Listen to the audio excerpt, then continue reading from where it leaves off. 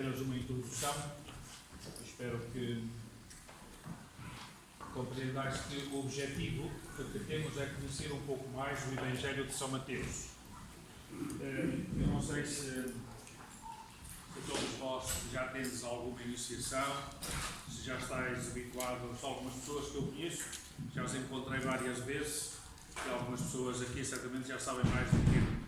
Mas, de qualquer maneira, algumas pessoas são capazes de estar como que a iniciar, não sei.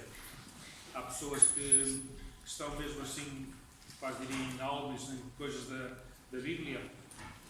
Não. Então toda a gente já tem uma certa iniciação, não é?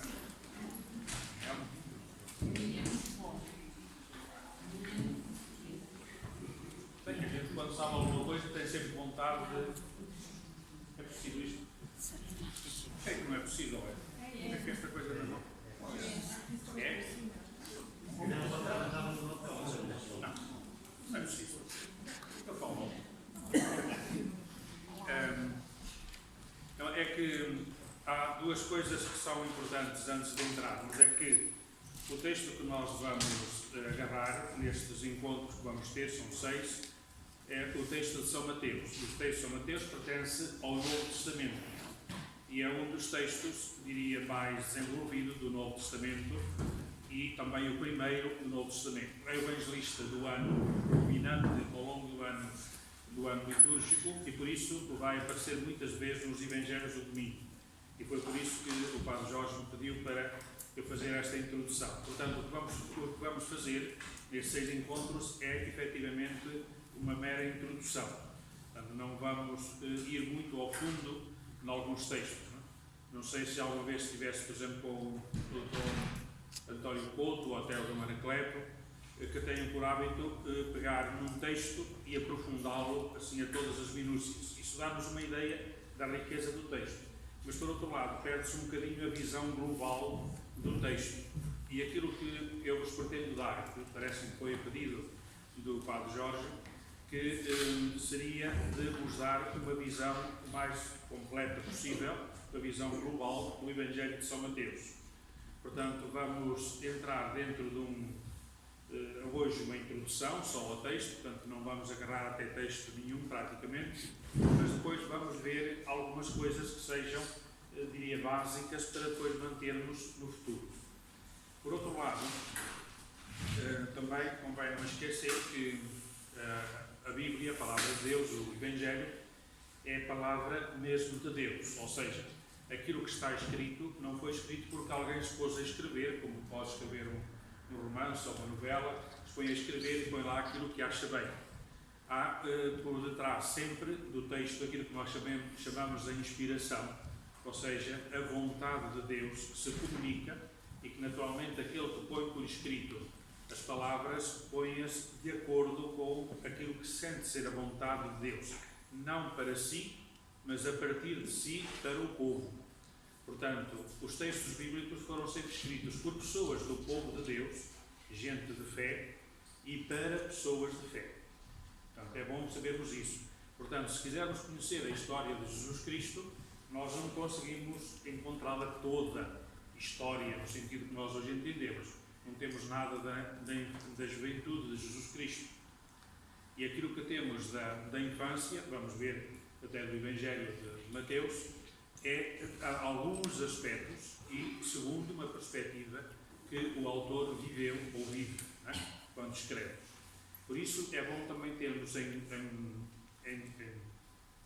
diria como base aquilo que hoje vos vou dizer um bocadinho sobre para quem escreve, neste caso, este autor. Quem é este autor e para quem ele escreve. E depois vamos ver alguns aspectos de introdução geral, não é? Portanto, uma das coisas que vamos procurar saber é exatamente a parte, diria, envolvente deste texto. Portanto, o curso tem esta perspectiva que eu organizei desta maneira. No dia 15, portanto, que é hoje a introdução, 29 de fevereiro iríamos ver o chamado Evangelho da Infância, depois, em 7 de março, Discurso da Montanha, damos um relevo particular às bem-aventuranças e aí vamos pegar um pouco no texto. Depois, ensinamento sobre o reino, milagres, parábolas, discurso eclesial. E 9 de maio, portanto, depois vem a Páscoa, saltamos mais adiante, para o Ministério em Jerusalém, portanto, o discurso escatológico, etc. E também, depois do dia 6 de junho, para concluir, Paixão e Morte, Ressurreição. Naturalmente que a parte, como vedes pelos capítulos que ali estão indicados, o maior texto, ou a extensão maior do texto, é o ensinamento sobre o reino. Por isso, muitos autores chamam o Evangelho de Mateus o Evangelho do Reino, o Evangelho em que Jesus anuncia o Reino de Deus. Mas para lá destes aspectos, vamos começar hoje com isto. Portanto, aquilo que vamos usar habitualmente para falar um pouco da metodologia, gostaria que vós lesseis um pouco o texto antes de vir para aqui. Portanto, temos 15 dias, pelo menos, de intervalo, ou até um mês, e durante esse tempo procurai ler o texto. É muito importante isso, não é? Eu, nos estudos que fiz, os professores punham sempre isso como condição. Ninguém pode frequentar este curso, sei lá, imaginando o profeta Isaías, sem ler o texto todo, do princípio ao fim. E outras coisas deste ano, não é? Portanto, é importante ler o texto. Agora, não vos peço para ler todo já, se quisesse ler literalmente, não é? Os impede, mas diria, para aproveitar o seguimento que eu vou procurar seguir, é ler pouco a pouco, mês para mês, aquilo que vamos fazer. Portanto, daqui a 15 dias que tivesseis lido os 4 primeiros capítulos, ou seja, aquilo que tem a ver com o Evangelho da Infância e São João Batista. Depois, pouco a pouco, vos dizem mais alguns pormenores. Então, vamos pôr-nos a questão. Quem é São Mateus, apóstolo e evangelista? Que é assim, que é titularizado. Há uma questão que eu diria também anterior e subjacente a estas coisas, que é a questão da autoria. Nós hoje temos muita defesa do autor.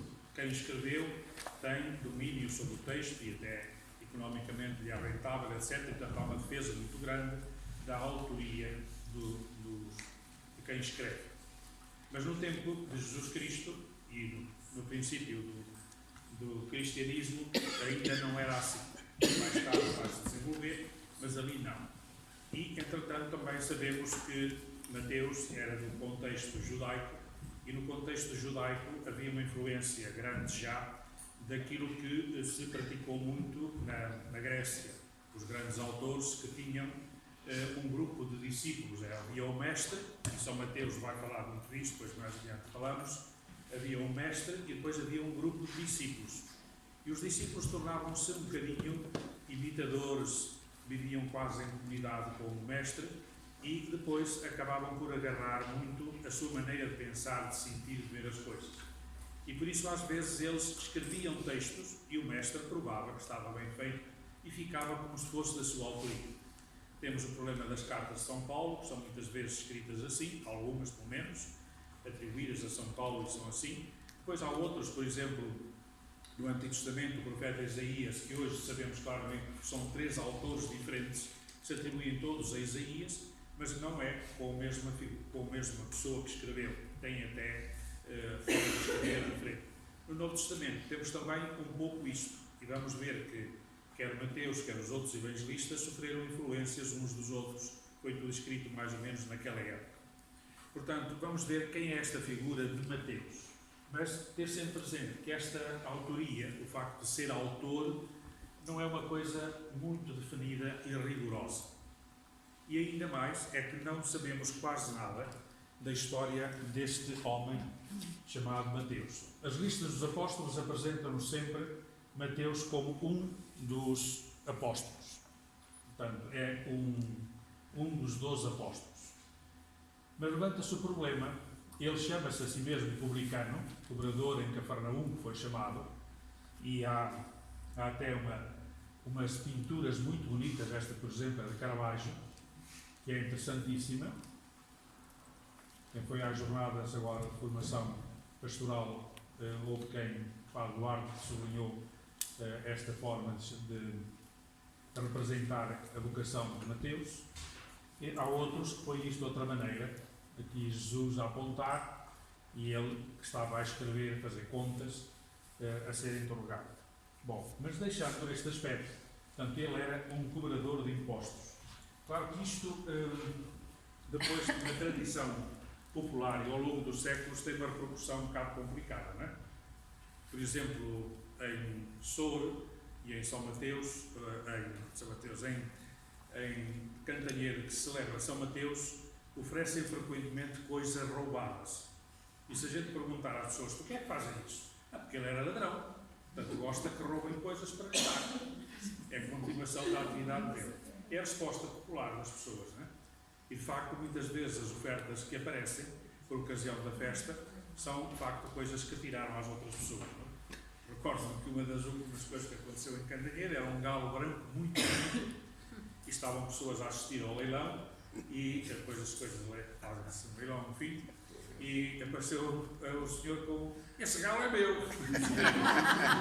E depois quem estava a fazer o leilão assim, se o pagasse. De facto rendeu, foi até quase, foi 30 euros ou coisa do género. Que depois foi para fazer uma patuscada com os amigos que ali estavam. Não é?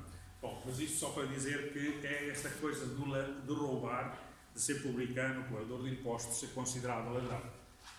Mas depois há uma outra questão que se levanta e que particularmente alguns autores, nomeadamente Ariel Valdés, defende que talvez não seja bem exato que a figura de Mateus coincida com a figura de Levi.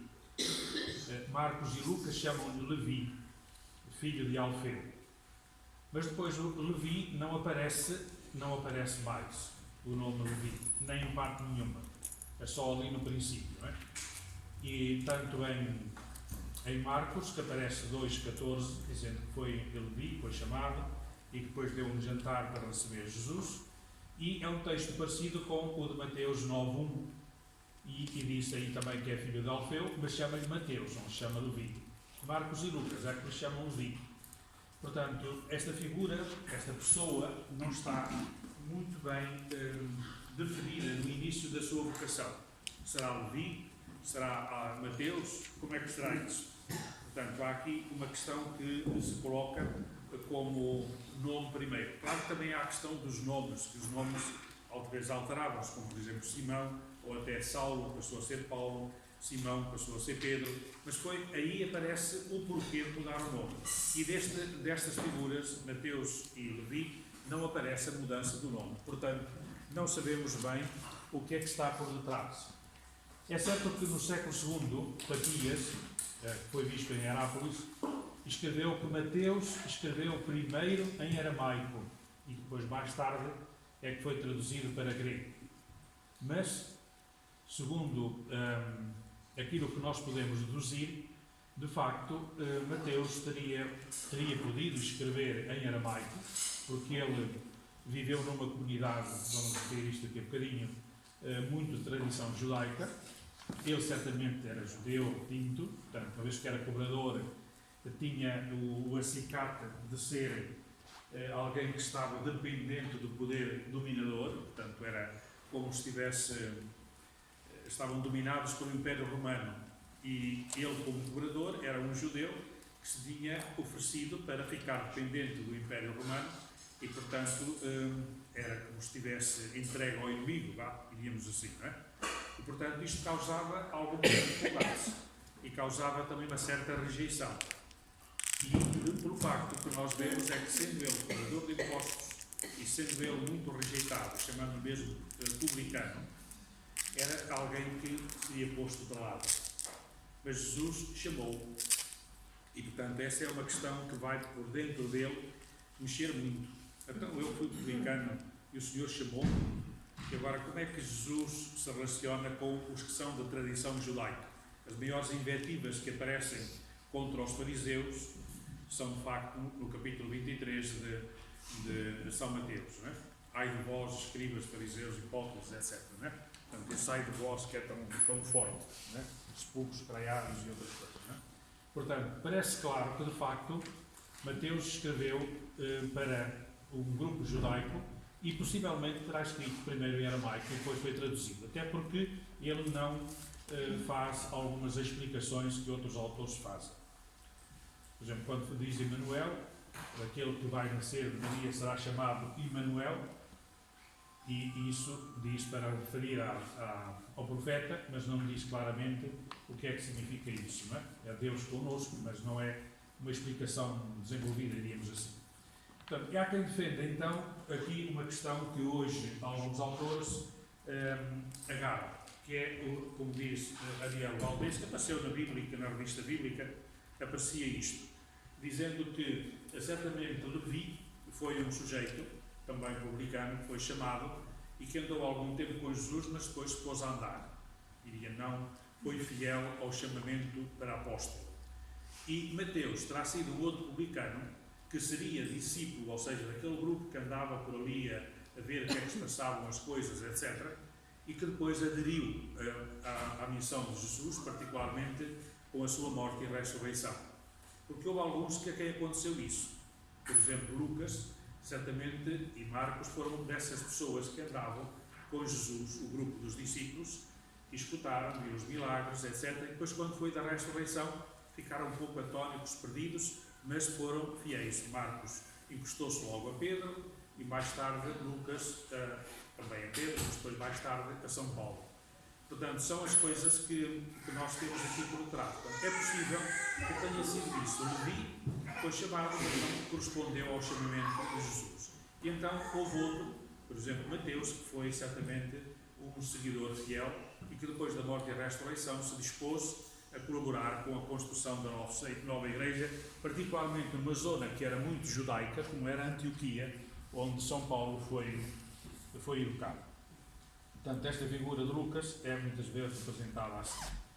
Agora, convém também aqui chamar a atenção para uma outra coisa. A figura de Mateus é muitas vezes apresentada simbolicamente por uma figura humana. Há quem diga que é um anjo, mas não tem que ser anjo. Sobretudo porque se atribui já desde o século II, Papias, depois o Zé de Cesareia fala também disso, que ele começa a genealogia de Jesus, ou seja, a história da sua ascendência, falando da perspectiva humana, não da dimensão espiritual ou sobrenatural, como no caso de Lucas, do anjo que veio anunciar o nascimento, etc. E por isso coloca-se num plano muito mais humano do que os outros autores. Por exemplo, São João coloca-se logo numa perspectiva misteriosa, não é? No princípio era o verbo era Deus, etc.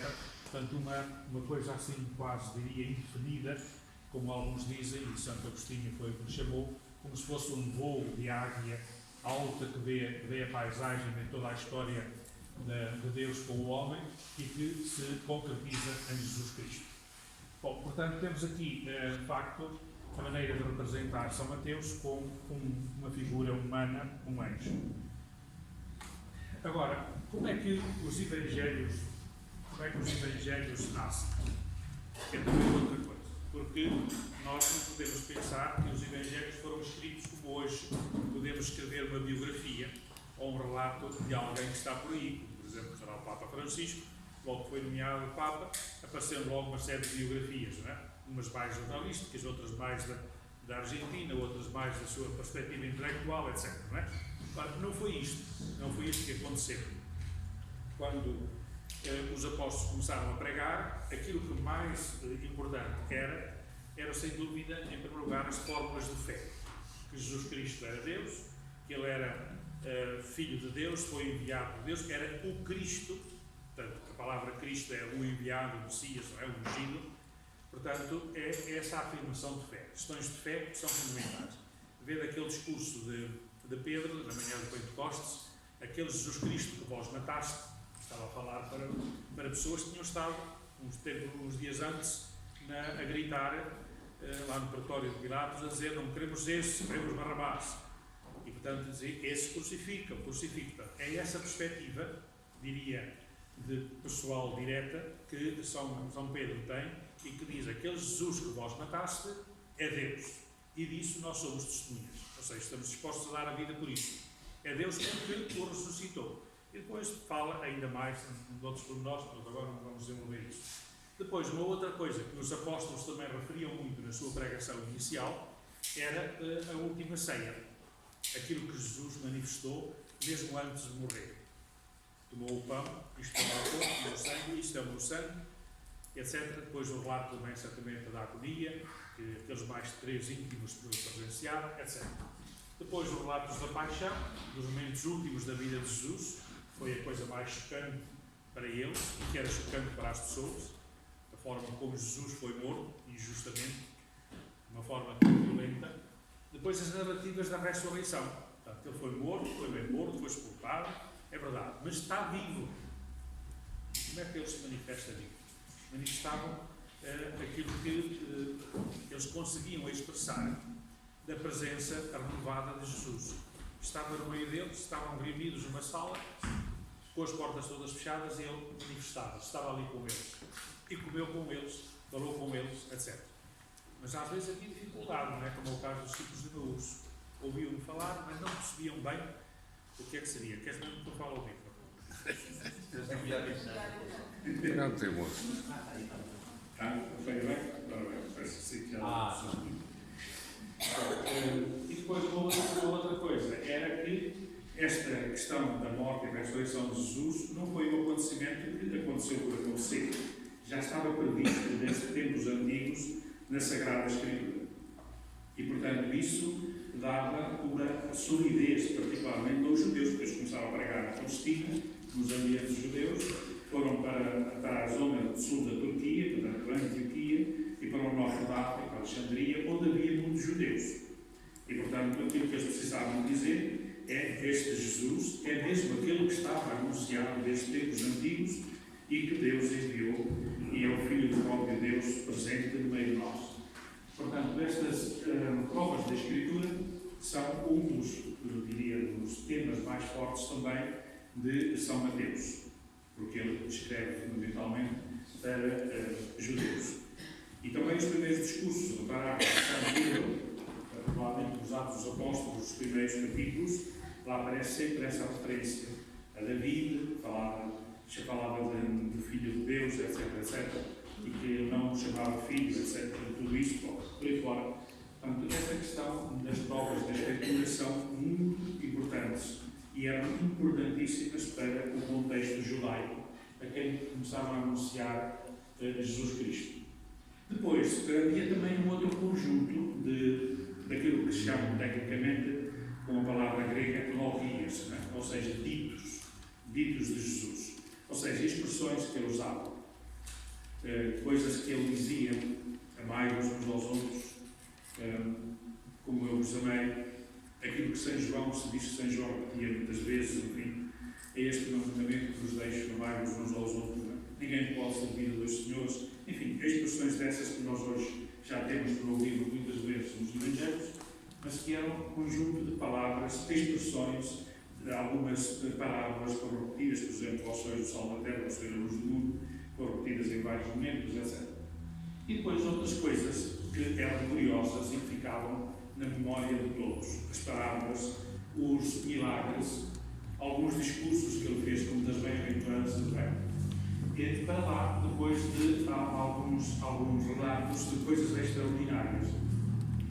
E há 3 coisas que são extraordinárias e que nunca devemos esquecer. Uma delas é o batismo de Jesus. O batismo de Jesus por João Batista. E aí se revelou a presença do Espírito Santo e a voz do Pai. A manifestação da Trindade, de Deus.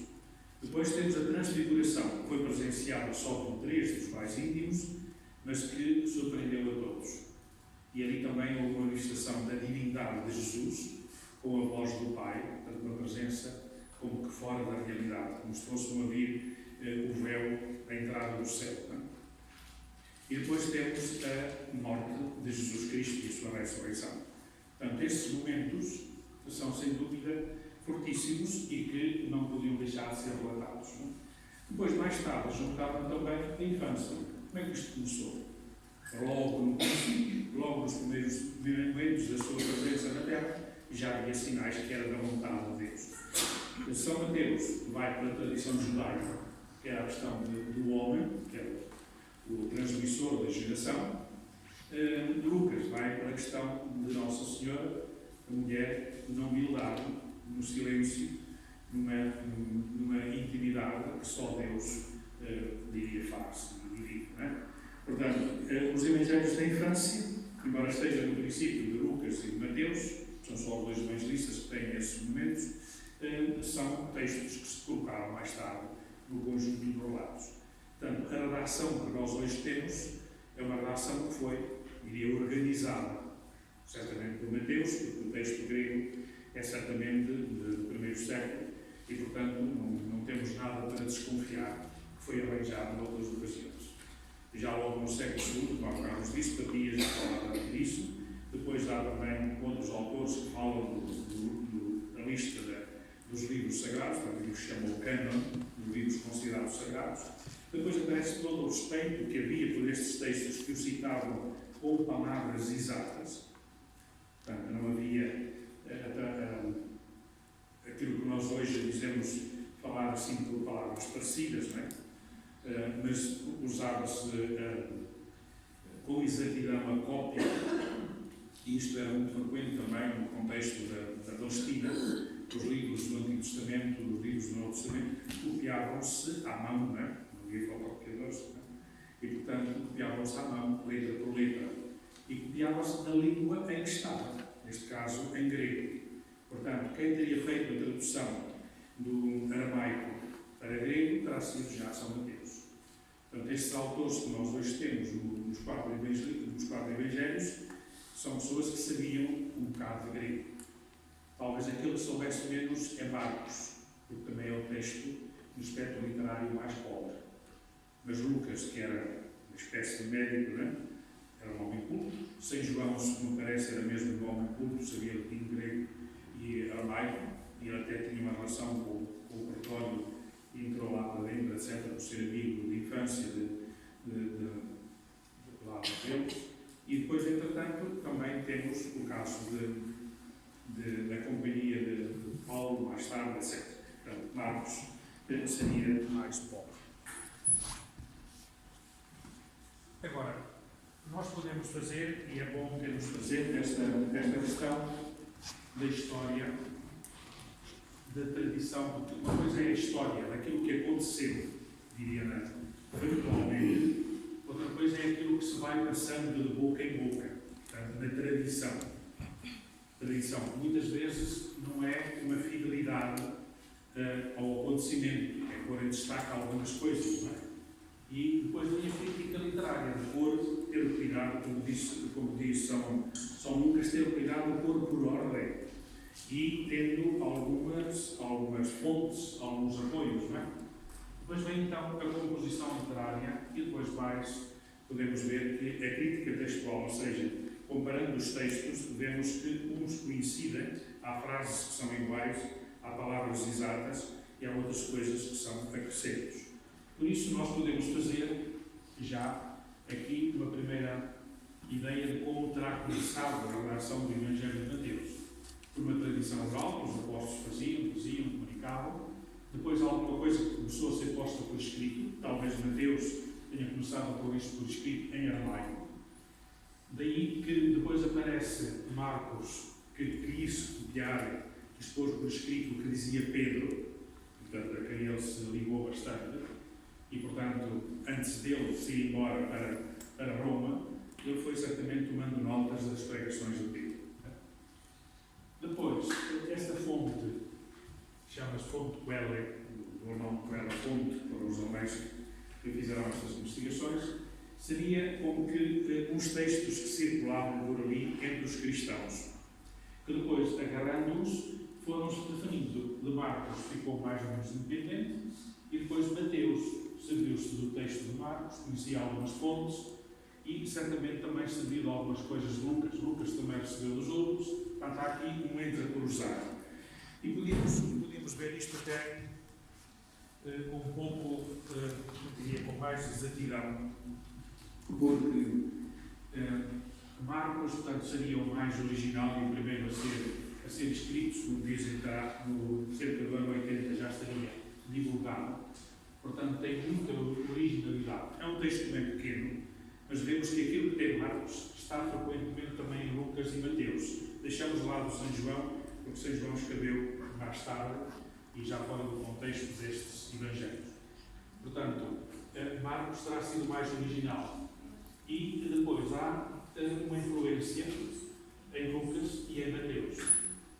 Mas deixando de lado Lucas, olhamos para o caso de Mateus, que é o que nos interessa aqui. Mateus tem certamente influência, como aqui diz, 45% foi dele que ele presenciou, que ele ouviu de outros apóstolos e que ele escreveu por sua alta recriação. Mas há também um 25%, uma tradição que vem certamente de Lucas e de Marcos e que ele aproveitou. E há também 10% que deve ter vindo desta influência de coisas que andavam à volta. Portanto, Mateus, dele mesmo, exclusivo, temos apenas cerca de 20%. Portanto, uma parcela muito pequena. Depois, o resto são já comparado com os outros. É por isso que nós chamamos estes evangelhos sinóticos, não é? Sinópicos, ou seja, postos em paralelo. É possível pô-los em colunas separadas, existem textos. Aqui em Coimbra foi publicada a primeira sinopse em português dos 4 evangelhos, pelo Dr. Brito Cardoso, e que é sem dúvida um texto para quem estuda muito bom, porque põe em paralelo aquilo que escreve Marcos, Mateus e Lucas. Portanto, e vê-se como Mateus é o mais desenvolvido e às vezes mete frases, as ligações, as referências ao ambiente, à circunstância, ao tempo, a outras pessoas, etc. E tem coisas pessoais dele. E depois Lucas tem não apenas algumas coisas que ele também presenciou, etc. Há coisas únicas. Por exemplo, Marcos refere, só para dar um exemplo, refere quando é da paixão do Getsemane, fala sobre um rapaz que ia envolvido só no lençol. E os soldados leitaram-lhe a mão ao lençol e ele fugiu completamente nu. Não aparece esta referência a mais ninguém. Terá sido Marcos? Certamente. Lucas, por exemplo, refere que quando depois da ressurreição iam 2 discípulos, e aí disse, ia frontal e um outro discípulo, iam a caminho de Emaús. E iam, portanto, passear no verde. É o único que relata este episódio. E relata de uma maneira que mexe, não é? Dizia ele, quando falávamos com ele, o caminho ardia-nos cá dentro do coração. Bem nos parecia que havia qualquer coisa. Portanto, isto só quem esteve ali é que podia dizer coisas destas, não é? Portanto, há coisas que são típicas e que são certamente da experiência pessoal. E em Mateus também existe esta coisa dos publicanos, por exemplo, a forma como Jesus falava duro para os publicanos e que ele sentia, tocava a ele também total, não é? E, portanto, tudo isto nos faz distinguir estes evangelistas, mas ao mesmo tempo perceber como há uma unidade neles, não é? Por isso, nós podemos, se quiseres ver de uma forma mais completa, mas não vale a pena estarmos com muitos pormenores.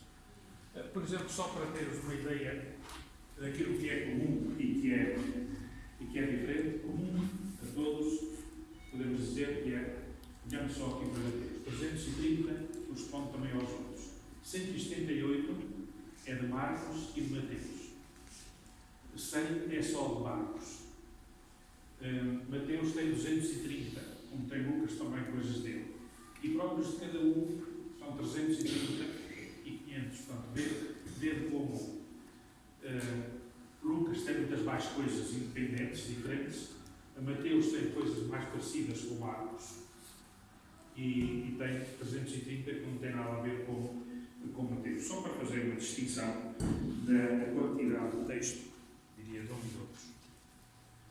Agora, quanto à relação, à autoria e até alguma identificação, alguma caracterização dos autores, podíamos pôr as coisas assim. Portanto, Marcos escreveu certamente ainda estando na Palestina, mas depois só foi redigido completamente em Roma. do ano 65. E não esquecer que do Novo Testamento, e é bom ter isto presente, nós, o primeiro texto que temos do Novo Testamento, que conseguimos datar com certa exatidão, é a carta de São Paulo aos São Licenses, que seria dos anos 52. Portanto, a 52 dele é 20 anos depois da morte de Cristo. Grosso modo. Portanto, vê como as coisas, durante esses 20 anos, as coisas estavam guardadas no coração e não postas por escrito. Agora, portanto, Marcos seria o primeiro. Mateus teria aparecido por 80, 90 em Antioquia, que era uma comunidade judaica muito forte. E Lucas escreveu também por os anos 80, que andou com o Paulo, etc. Depois Paulo foi para Roma e, portanto, deve ter escrito antes. Depois escreveu os Atos dos Apóstolos e certamente acompanhou Paulo. Aliás, na segunda parte dos Atos dos Apóstolos aparece nós, fomos, aportámos, nós fizemos, nós isto. Portanto, ele mete-se como participante da viagem de Paulo para Roma. Agora, quanto ao autor, vê-se que Marcos é amigo de Pedro, tem uma referência e tem uma centralidade da figura de Pedro, o Evangelho de Marcos muito forte. Mateus não, é a questão dos publicanos, que elas vamos falar mais disso. E Lucas refere uma predileção por São Paulo, sobretudo nos Atos dos Apóstolos. A quem é que se dirigia? Marcos escreve para os romanos, para alguém que não percebe nada do ambiente judaico e que pode receber esta informação de quem foi Jesus. Mateus escreve para os judeus, como já falámos também. Lucas dá a noção que escreve para os gregos e vai dando algumas informações sobre as questões que têm a ver com a tradição judaica, etc. Sobre a figura de Jesus, nota-se também que há um sublinhar da figura de Jesus com estes tons. Para Marcos, ele é filho de Deus, é a prova, aquele que estava anunciado, aquele que ressuscitou, etc. Fez milagres e tudo isso. E depois Mateus diz que é o Emmanuel, aquele que estava anunciado por Deus e que é anunciado pelos profetas e que é mesmo Deus connosco, o Emmanuel. Lucas sublinha que era levado, conduzido pelo Espírito, ele estava, diria, nas mãos de Deus e era o Espírito que o conduzia, porque foi enviado pelo Pai. Depois há a questão da linguagem. A linguagem de Marcos é uma linguagem simples, quase de uma pessoa que pouco sabe escrever. E às vezes há mesmo até frases pequeninas, frases curtas, palavras pouco elaboradas, nunca palavras abstratas, especialmente no contexto, por exemplo, como São João, em textos bem trabalhados, bem vistos, etc. Depois, Mateus também tem uma linguagem elaborada, mas muito na tradição, com os géneros literários, etc., na tradição judaica. Usa o Antigo Testamento com facilidade, fazendo citações ou até transcrição de frases, não é? No caso de Marcos também usa, mas usa de uma maneira mais simples, transpondo apenas as coisas. E já Lucas quase não tem nada disso. Depois, por exemplo, Marcos sublinha muito a questão da natureza humana de Jesus, um homem simples, próximo dos seus amigos, um contacto fácil.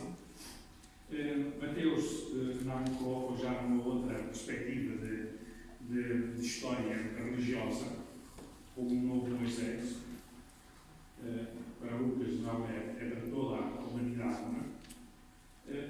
Marcos, por exemplo, fala do segredo messiânico, enquanto Mateus diz que ele está a anunciar o reino de Deus, portanto, é a perspectiva do reino dos céus, de Deus que se quer tornar presente e quer construir aqui na terra o reino dos céus, e outras coisas. Há aqui uma distinção que também, de onde tirei esse slide, sublinha, que é que Mateus sublinha muito a perspectiva masculina, porque era a mentalidade da época, o homem que era o chefe de família, o centro de referência, aquele que fazia a vida social.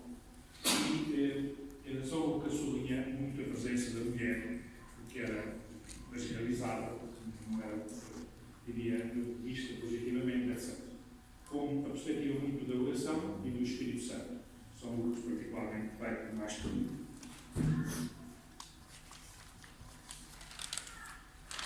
Agora temos uma outra questão.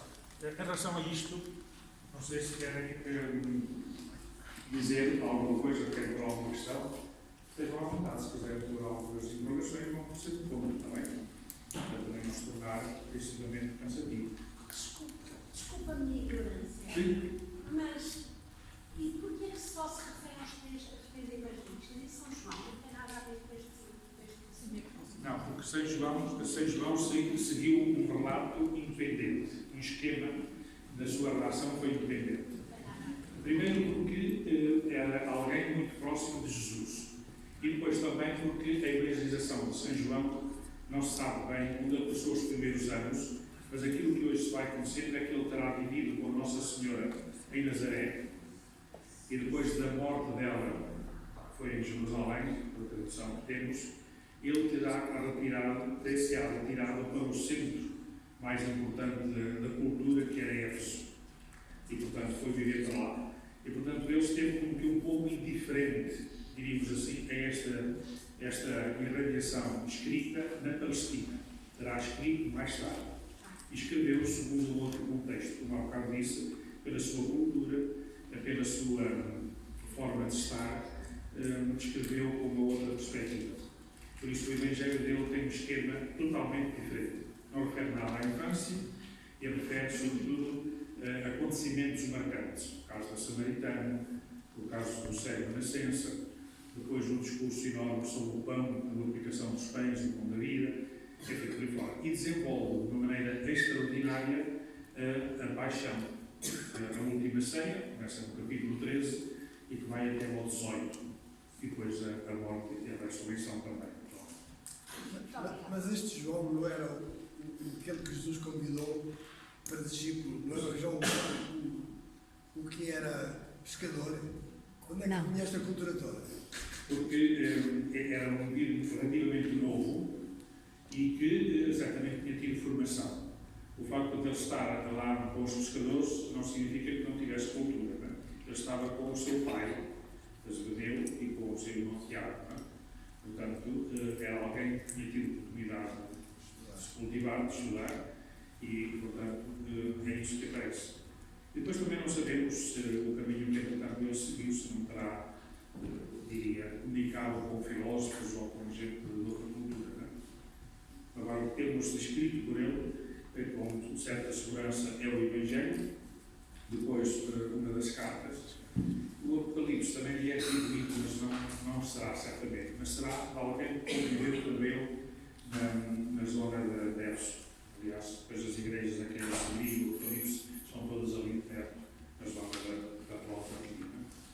Portanto, mas São João é um caso à parte, quer pelo Evangelho, quer para aquilo que vem em seu nome no Novo Testamento.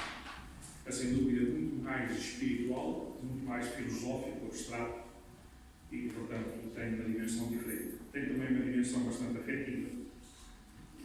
Daqui a uns anos, em Portugal, foi traduzido logo para Portugal um livro muito bonito de Yara Garou, que era a escrito do Evangelho de São João, Itinerário de Espiritualidade, que era assim que se traduziu. É um dos textos bonitos sobre o Evangelho de João, mas isso é outra coisa.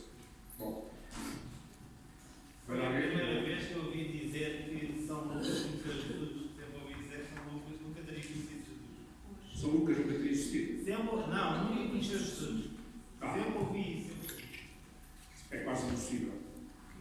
Eu não sei em que é que se baseiam isso, mas, de qualquer maneira, aquilo que eu tenho lido e estudado é que, sem dúvida, foi um homem que esteve presente em alguns momentos por causa da forma, diria, forte como ele escreve alguns acontecimentos. Portanto, o mais comum que se diz dos comentadores, mas claro que por trás está sempre quase, diria, uma suposição, uma dedução daquilo que escreveu.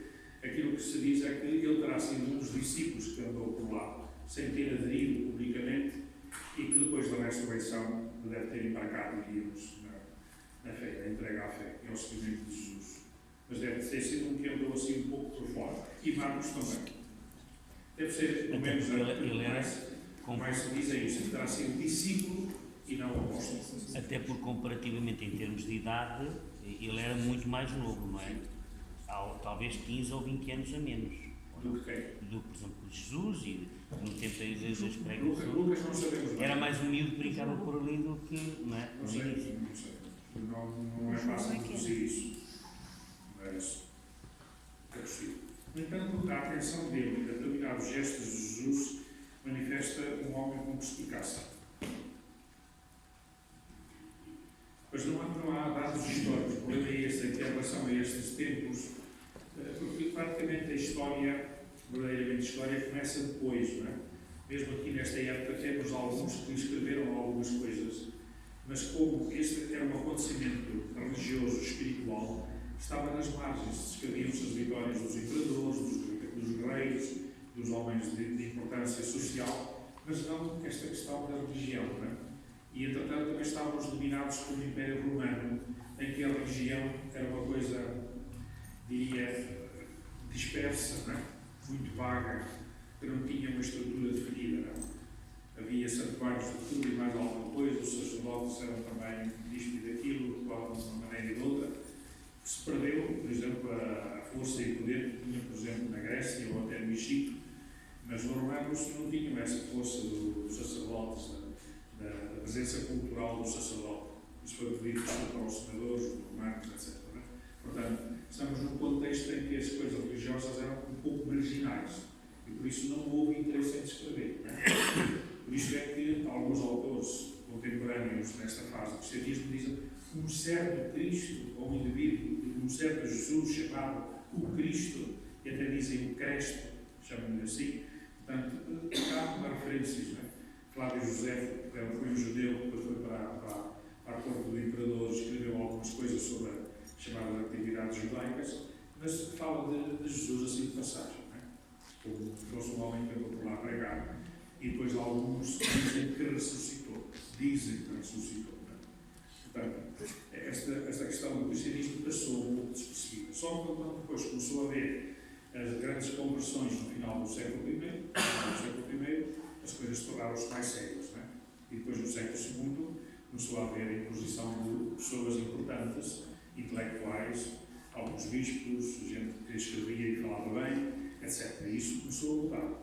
Pois então, o século III foi quase, diria, uma explosão, né, por toda a zona do Mediterrâneo, onde o Império Romano estava presente, e isso acabou por recuperar aquilo que estava para trás um pouco escondido. Desculpe só, mas fala-se também que havia outros evangelhos que não foram aceitos. Qual foi? Nesta época não. Apareceram depois, exatamente quando o cristianismo começou a ser significativo, começou a ter a sua presença na sociedade, apareceram alguns a escrever sobre isso. E escrever algumas histórias, como hoje se fazem romances, de uma figura histórica, não é? Chamados romances históricos. E por isso nós temos chamado o Evangelho de Pedro, que é do final do século II, em que é como se fosse Pedro a escrever o Evangelho. Ele relata algumas coisas que estão nos Evangelhos e depois acrescenta outras. Não é? Temos os Evangelhos apócrifos da infância, temos uns com a centralidade em Nossa Senhora, outros com a centralidade na figura de Pedro. Mateus também tem um em que ainda ataca mais os fariseus e outras coisas assim. Não é? Mas isso são evangelhos apócrifos que logo no século III e IV foram, diria, marginalizados, sobretudo Santo Ireneu caracteriza isso muito bem, dizendo que são textos que estão feitos para atacar o cristianismo e a dimensão divina da fé, fé em Jesus Cristo. Portanto, aparece depois a questão da gnose, aparecem outras culturas que vão atacando já. Não é? Portanto, os evangelhos apócrifos nascem neste contexto. Não é? Por isso aparece aquele de Judas, aparece de Madalena, aquelas questões dos amores de Madalena, etc. Isso são já recentes do século IV, VI. Há uma coletânea grande de evangelhos apócrifos que estão por aí divulgados, pelo menos em espanhol, italiano, francês, inglês. Em português, creio que no Brasil traduziram parte de alguns, mas não todos. Não é? Na net encontramos. Como? Na net encontramos. Sim, na net pode ser. Vimos do Brasil também. Mas são sem dúvida textos que tentam sublinhar ou denegrir alguns aspectos da vida de Cristo. Portanto, logo no princípio do século II, chamada Marcião, aparecem estes textos que nós temos hoje como textos inspirados no Novo Testamento, aparecem logo repetidos nessa coletânea. Portanto, muito próximo da morte dos apóstolos. Os apóstolos, o último apóstolo a morrer terá sido São João. E depois disso, acabou, não se escreveu mais nada. Portanto, logo que o último, diria, a autoridade que Jesus terá dado aos seus apóstolos ficou definida. Como o caso de Pedro, quer dizer, é curioso, se nós olharmos para a figura de Pedro, que era um pescador, um homem simples, ficou com a autoridade reconhecida por todos os seus companheiros, diríamos assim, por todos os apóstolos. É o caso, por exemplo, de Paulo, que não quer ter a iniciativa de fazer coisas sem consultar Pedro. E quando é necessário definir, o caso de Cornélio, estou orientado por os meus próprios, exatamente sobre o Novo Testamento. E uma das coisas que, sobre os Atos dos Apóstolos, e uma das coisas que surpreende é como, por exemplo, nesta saída do judaísmo para o anúncio aos pagãos, para fora, diria, das fronteiras do judaísmo, foi tão difícil. Mas Pedro teve um lugar importante. E Pedro teve uma revelação particular para ele se clarificar. É o caso do batismo de Cornélio, que o interpelou pessoalmente. E que depois ele não quis tomar a decisão sozinho. Juntou os apóstolos, reuniu-os todos, está descrito isso no capítulo 15 dos Atos dos Apóstolos, para decidir. E chegam ao fim e decidem. Isto foi o que nós decidimos. Nós e o Espírito Santo. Eles começam a conversar e depois, no fim, terminam com essa frase. Nós e o Espírito Santo decidimos isto. Portanto, conscientes de que nem foi Pedro que decidiu, nem foi só os apóstolos que decidiram, foi o Espírito Santo com eles. Portanto, isto é importante. E noutros momentos também aparece essa referência a Paulo. Depois, o facto de ele ir para Roma, para o centro do mundo ocidental, foi para lá, e Paulo também vai até junto dele para estar com ele, para como que a unir aquela vertente fora do contexto judaico, como se fosse alargar os horizontes ao mundo inteiro. Nos evangelhos apócrifos que eu li, e que conheço relativamente bem, realmente os textos não são completos, quer dizer, há muita falha. Que realmente há pedaços que negridem um pouco a figura de Cristo, também é uma verdade. Mas eu penso que eles, a par desse, de querer dizer um certo, querer falar um pouco mal dele, vem depois mostrar como ele se modificou. Isto é, há uma passagem, não sou capaz agora de definir a pessoa que o escreveu, ou pelo menos a quem foi dado o nome, que faz com que Cristo e pequeno é uma malandrinho. Mas depois se tornou bom. Isso, eu não vejo aí uma parte negativa, quer dizer, pronto, era malandro como qualquer criança mas que depois se foi ao longo do tempo, ou por influência dos pais, ou por influência da religião, foi-se melhorando. Depois realmente há outros textos, eu não consigo ver muito mal nos textos apócrifos. Sim. Naquilo que, pronto, eles não são completos, como sabem, são pedaços, um bocado aqui, um bocado além. Pois, porque não foram textos muito cuidados, muito defendidos. Como foram escritos por pessoas, habitualmente. Os alguns não eram os próprios irmãos de Cristo que fizeram? Um ou outro sim, mas outros não. Sim. E, portanto, como não eram textos que eram usados nas liturgias, foram postos um bocado ao lado. E por isso também se perderam e se cortaram e depois ficaram escondidos durante muito tempo, mais tarde é que se descobriram, etc.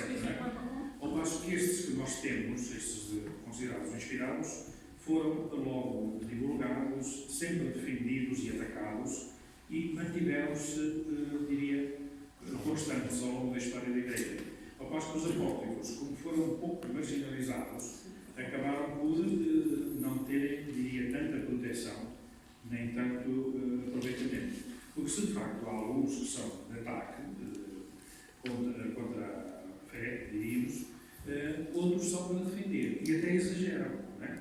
Por exemplo, o Evangelho de São Pedro exagera. tal maneira a dignidade de Jesus Cristo, que diz que o menino é pequenino, não é aquela célula expressão, que faziam os passaditos de barba, batia palmas e eles voavam. Portanto, já em pequenino era Deus. Mas isso são coisas que até na cabeça, não é? Até na cabeça. E depois temos o caso de São Lucas, sublinha duas vezes, Jesus Cristo crescia em estatura, sabedoria e graça. Portanto, era um menino que crescia no meio dos outros, não é? Porque depois, mais tarde, as pessoas que o veem falar e fazer milagres da sua terra, mas não é este o filho de José? Onde é que ele vem esta sabedoria e este poder? Como é que é isto? E questionávamos, portanto, houve sem dúvida uma presença, o Padre Carlos Foucault chama a esta presença de Jesus durante aqueles 30 anos o mistério de Deus escondido. Porque estava Deus ali, naquele homem, que fazia tudo o que os outros faziam, não é? E é por isso que mais tarde, Tertuliano disse que os cristãos são como foi Jesus. Não são diferentes dos outros homens, fazem tudo o que os outros fazem na sociedade, mas, por dentro, são filhos de Deus e são irmãos em Cristo. Ele não poderia ter ido estudar com os Isséios? Isso. E, portanto, daí vir mais sabedoria, não é? Porque eles eram gnósticos. Sim, mas Os não. Isséios eram gnósticos. Era mais uma seita. Na altura não. Mas a questão está difícil porque não há prova nenhuma, nem sintoma nenhum que possa dizer isso, não é? Porque aquilo que se conhece dos discípulos, que foram descobertos a partir de 47, aquilo que se percebe é que tem uma linguagem, tem uma forma de olhar a história da fé do povo de Deus diferente daquilo que aparece nos Evangelhos.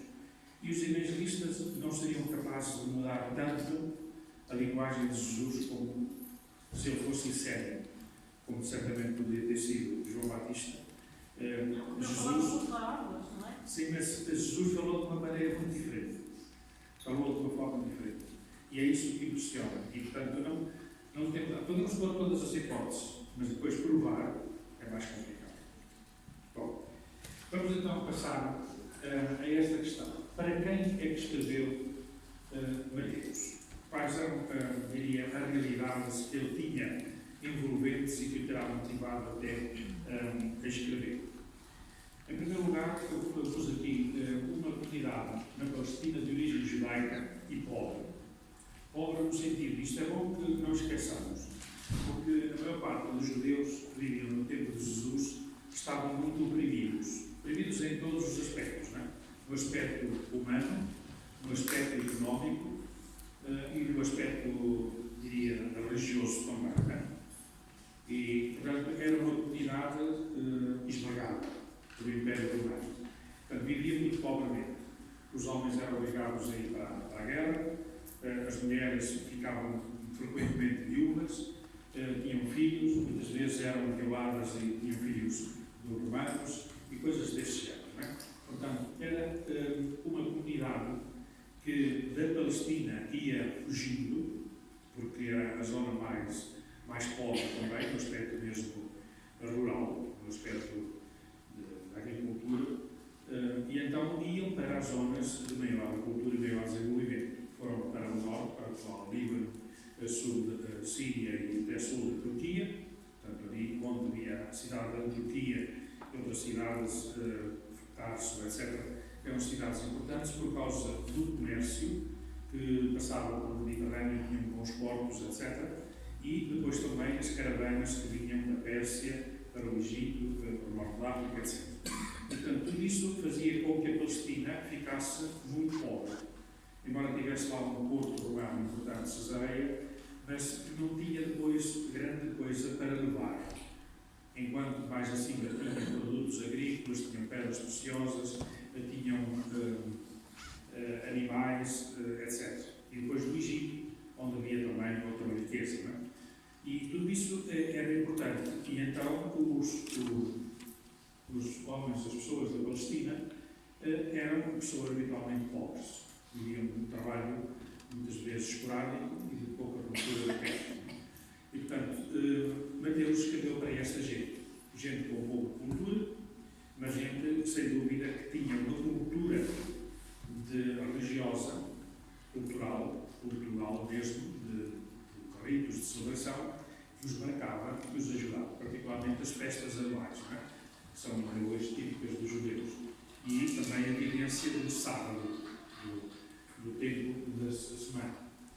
Depois, era uma comunidade que estava já farta do judaísmo oficial.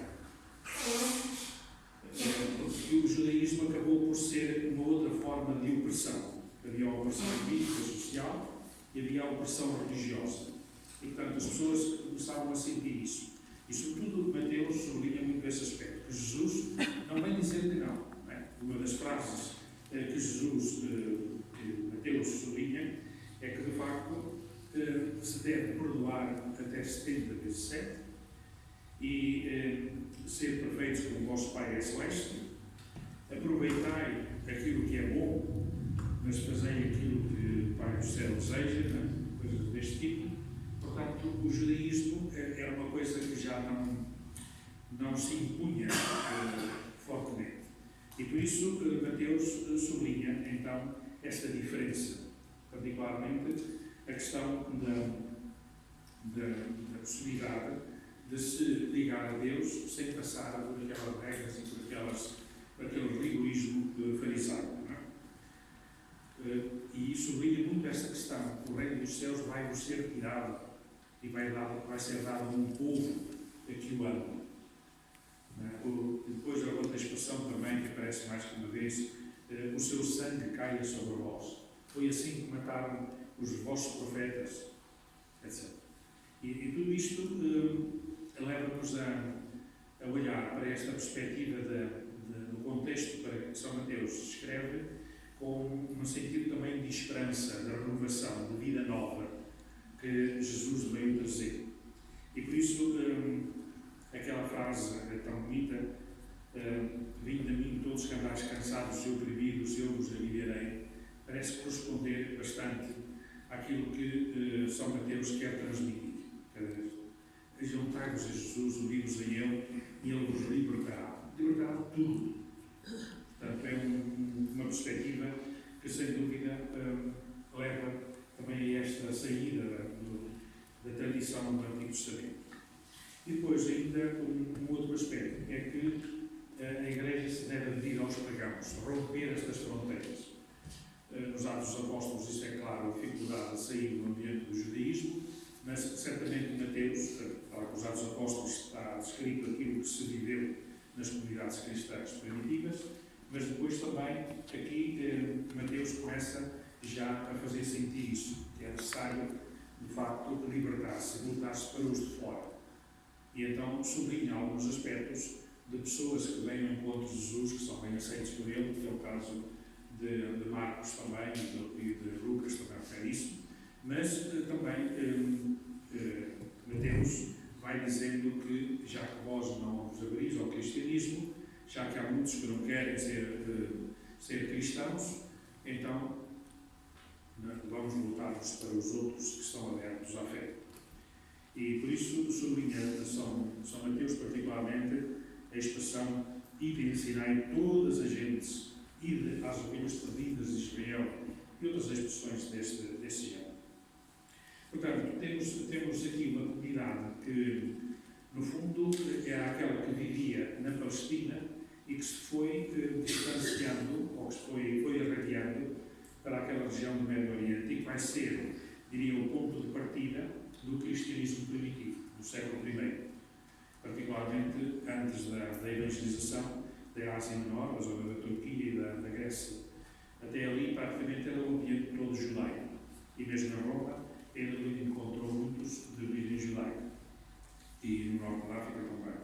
Mas aqui vê-se que há ainda essa tensão, por isso o Evangelho de Mateus foi escrito certamente na Palestina e foi escrito talvez até em Antioquia, onde houve uma reação bastante forte até à pregação de Paulo e que sofreu também bastante por isso. Não?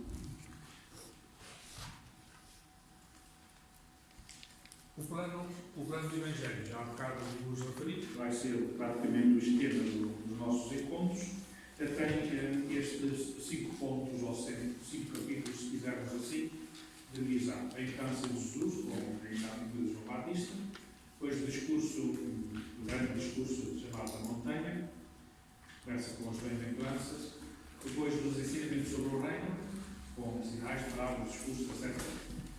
Mas refere também a questão da Igreja, do grupo dos apóstolos, discípulos, e depois o ministério em Jerusalém, onde Jesus também deixa, pela voz de São Mateus, expressar o pouco acolhimento da figura de Jesus como o Messias, não é? E por isso sublinha fortemente esta questão escatológica, vai acontecer, quando ficará pedra sobre pedra, etc. Não é? Portanto, esta perspectiva do fim dos tempos, da submissão. Estava iminente também, e certamente estava presente, o acontecimento dos anos 70, a destruição de Jerusalém por Tito. Não é? Depois, a paixão, morte e a ressurreição, sem dúvida como um ponto importante. Mas ver este episódio tão significativo tem apenas 2 capítulos, enquanto, por exemplo, o Reino tem 10. Portanto, há aqui uma diferença de textos e desenvolvimentos que ainda temos deixa perceber.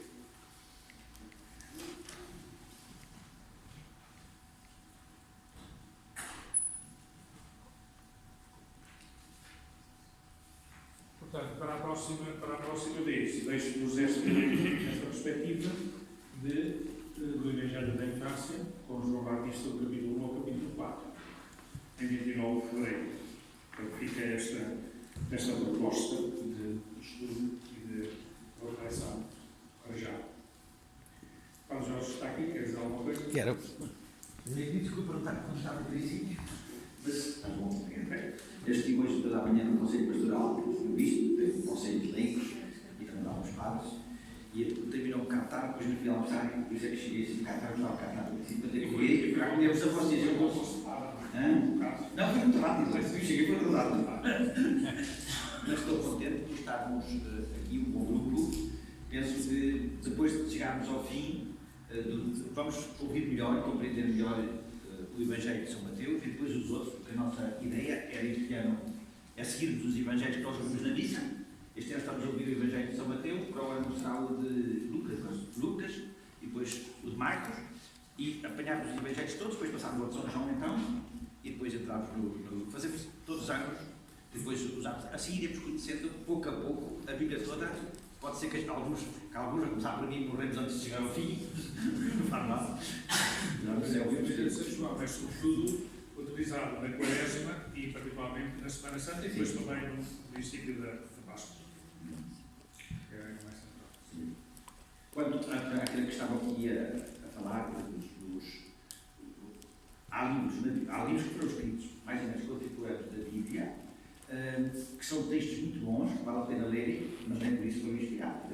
Temos a Carta de São Clemente Romano, que é também do primeiro século, mas não são livros inspirados. Quer dizer, livros inspirados são aqueles que outros cristãos na altura acolheram, e a uns escolheram e a outros rejeitaram, não porque fossem maus, mas porque o Espírito Santo os conduziu a dizer: estes temos a certeza da fé, e assim foi sempre. E outros não, mas alguns textos são bons e vale a pena ler, não são maus, podem ser lidos e podem ajudar também a nossa fé. E pronto, então, como disse, dia 29 encontramos aqui outra vez para que diz alguma coisa? Se seria possível, nas palavras da Sr. Carlos, não podemos ter os resumos destas coisas para nós.